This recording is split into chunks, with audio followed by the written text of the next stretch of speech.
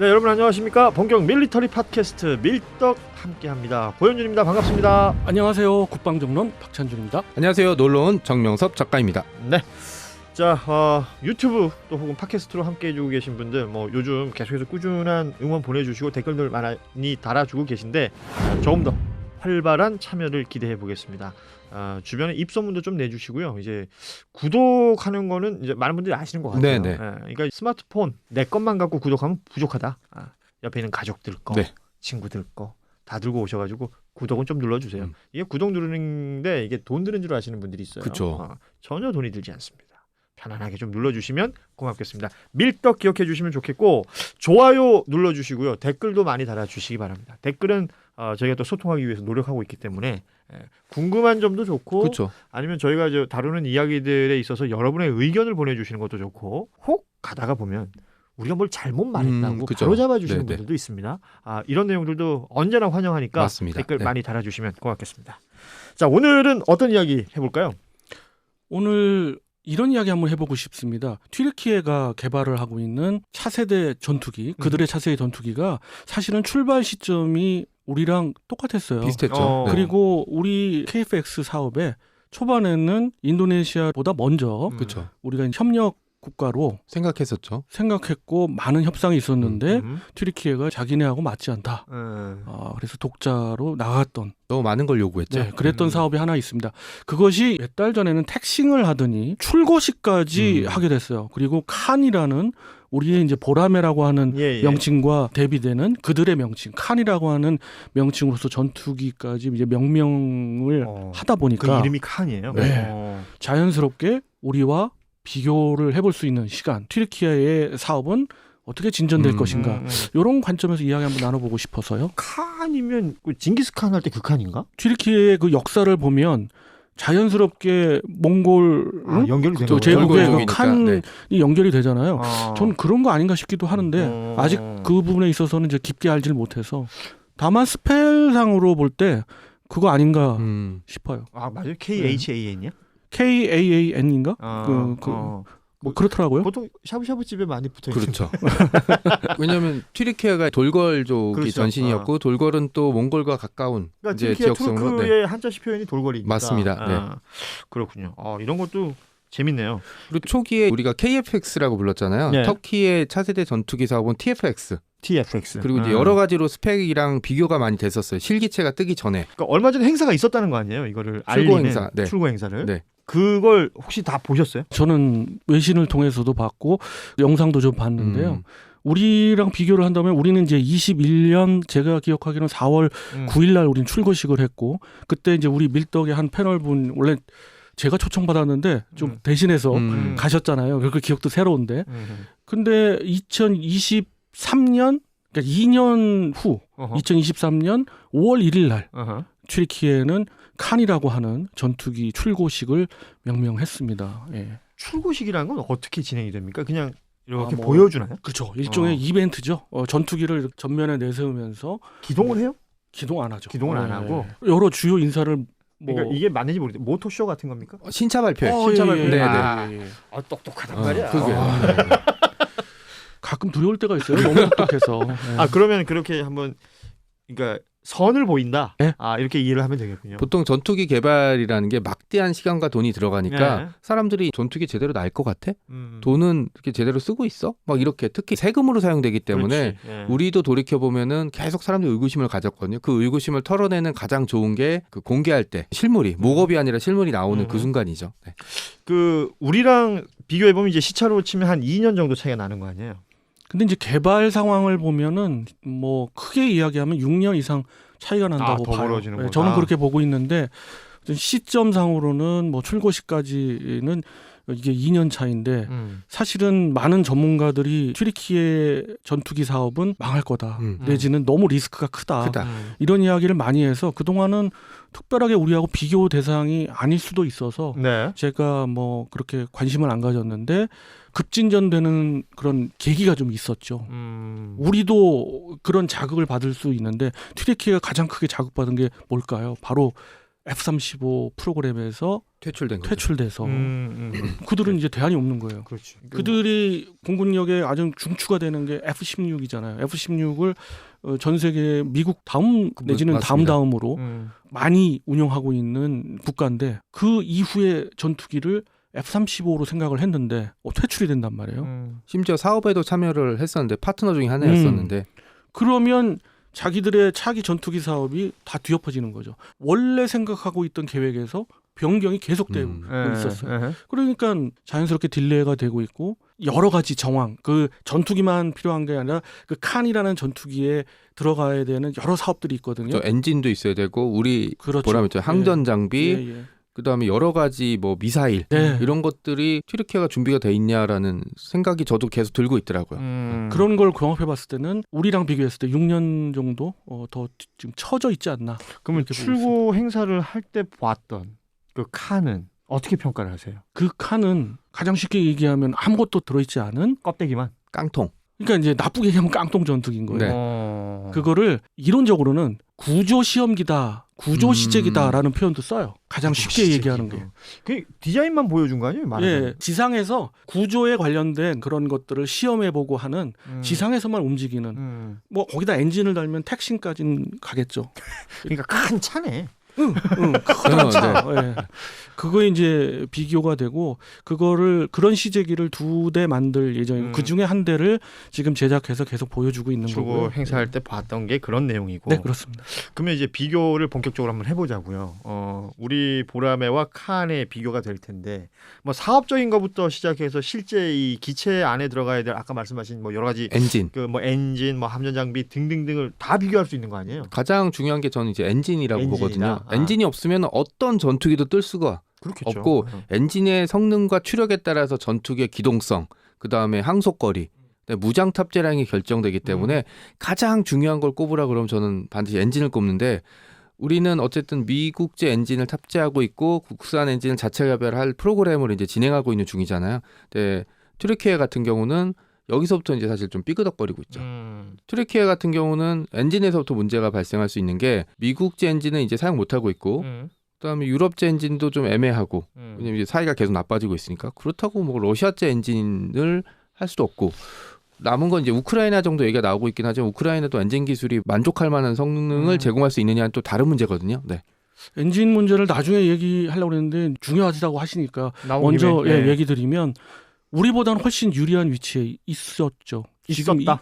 있고 지금 현재는 있는 게 아니지만 그런 이유 중에 하나가 나토 회원국이에요. 그렇죠. 그렇기 때문에 기술 공유가 되고 독일, 이태리, 또 프랑스를 위시한 유럽의 엔진 제조사들 아주 대표적으로 2개사가 있잖아요. 그 2개사가 모두 다 포기를 했어요.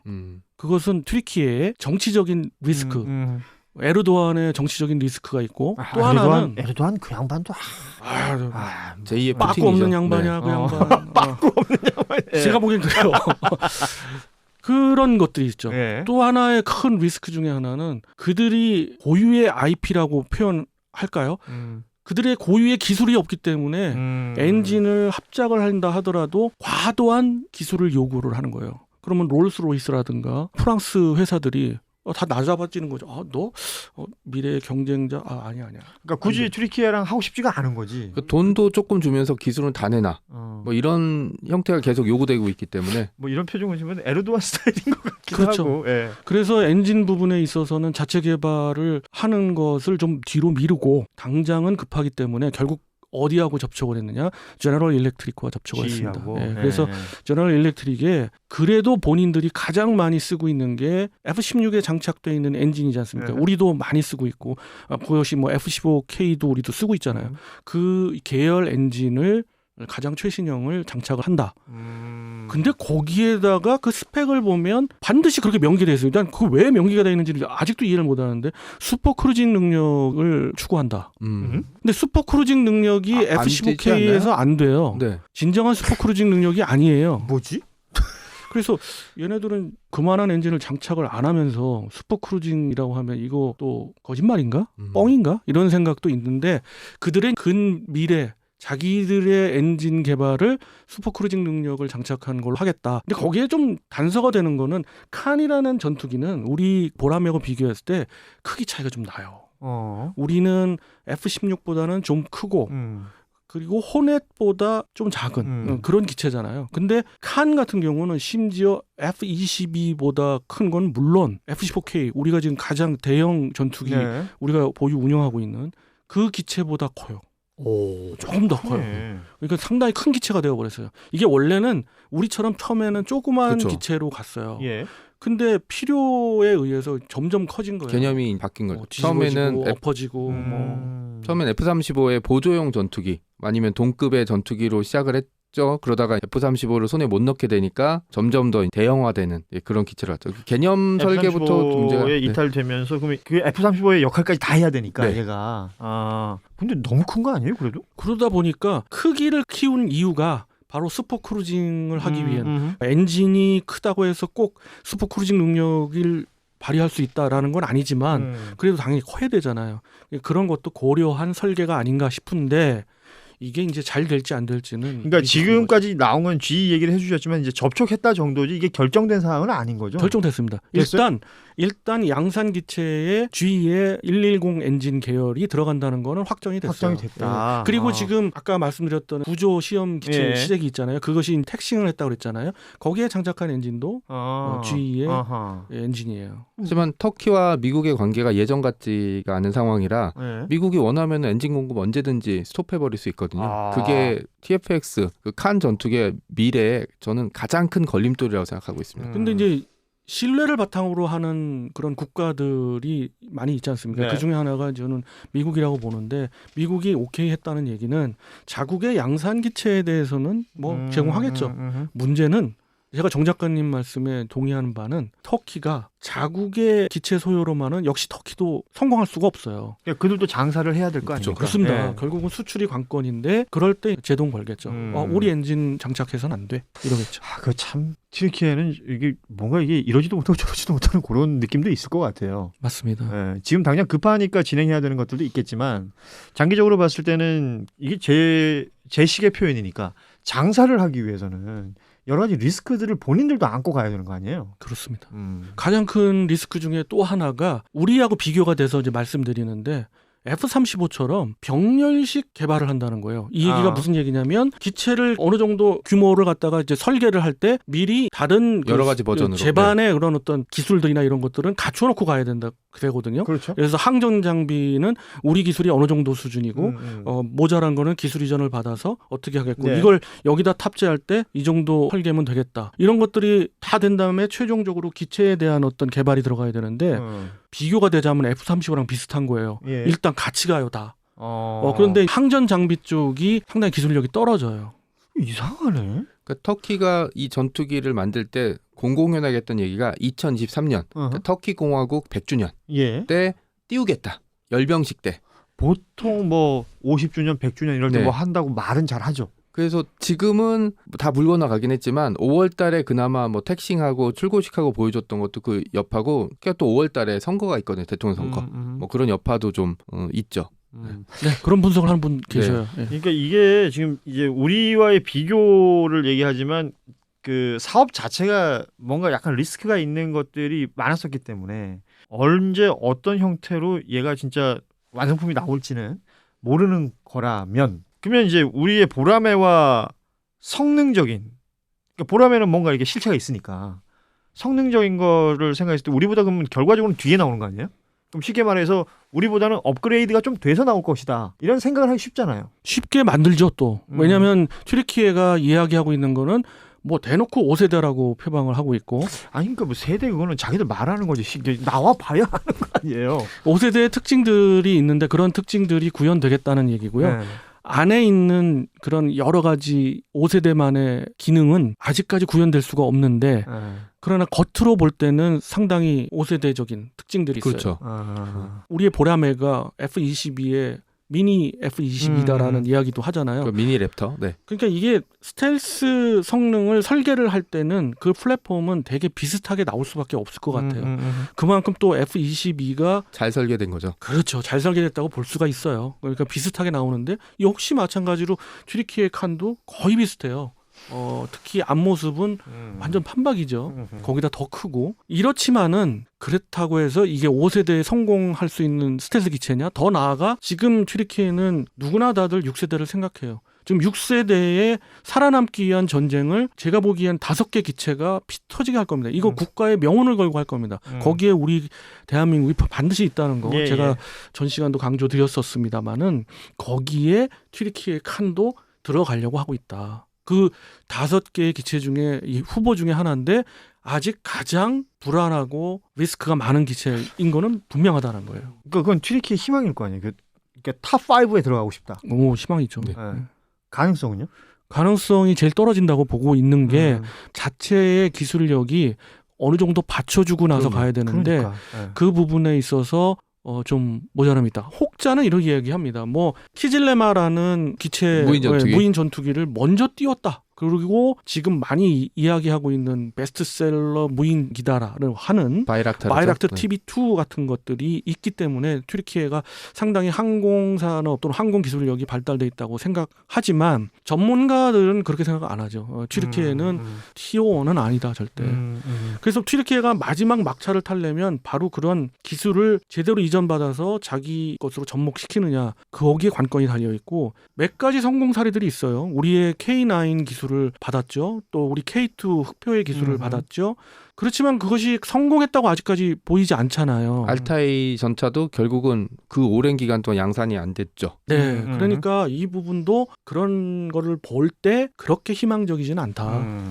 특히 한 가지 문제가 예전에는 우리나라 같이 기술력이 좀 되는데 시장에 못 진입하는 국가들이 손을 잡을 수가 있었잖아요. 네네. 그래서 기술을 받을 수 있었는데 이제 우리도 터키에다가는 터키가 원하는 기술을 안 줄 거죠. 왜냐면 경쟁자가 될 수 있으니까. 그러니까 지금 상대적으로 이제 튀르키예의 칸이 뭔가 아직은 준비가 덜 된 것 같다라는 그 얘기를 우리가 지금까지 쭉 한 거 아닙니까? 맞습니다. 네. 그런데 이제 우리 입장에서는 얘가 우리보다 빠르게 막 발전해서 갈 그런 부분들에 대해서도 일단은 준비는 해야 될 거 아니에요. 이런 측면에서 이런 말씀 드려보고 싶습니다. 우리는 항상 무엇을 발표하거나 또는 어떤 국책 과제를 던질 때 좀 보수적이에요. 항상 제가 여지껏 보았지만 거의 100% 이런 식인데 체계 개발 전에 하고 있는 탐색 개발이잖아요. 탐색 개발 다 끝나야 뭐 예를 들어서 방사청에서 오픈을 한다든가 쓱 한번 흘려주고 이런 과제가 있으니 뭐 방산 기업들은 참여해라 라는 뭐 과제를 던진다든가. 근데 튀르키예는 그렇지 않다는 겁니다. 튀르키예는 지금부터 뭐 나는 5세대다라고 표방하잖아요. 심지어 거기 스펙상으로 보면 6세대를 가정하고 있어요. 왜냐하면 그들도 좀 튀르키예가 자신감 입장에서는 우리도 좀 본받을 만한 게 우리는 복자기를 우리가 2대나 시제기를 개발하면서 실제로 시제기가 나왔잖아요. 6호기는 지금 조립하고 있고 4호기는 이제 개발돼서 지금 계속 시험 비행하고 있잖아요. 맞습니다. 복자기가 시험 비행함에도 불구하고 아무도 그거에 대해서 이야기해주는 사람들이 없어요. 우리가 너무 겸손한 건가? 그러니까 그게 맞는 것 같아요. 무기 체계 개발이 전투기가 우리가 잘 만든다고 모든 전투기 개발 사업이 다 잘 된 건 아니에요. 심지어 미국도 F-35 삽질하는 거 보세요. 그러니까 안 될 수도 있기 때문에 조심해야 되는데 그 측면에 있어서 터키는 자신감은 우리가 좀 배워야 되지만 이거 망했을 때 이 후폭풍은 누가 짓겠어요.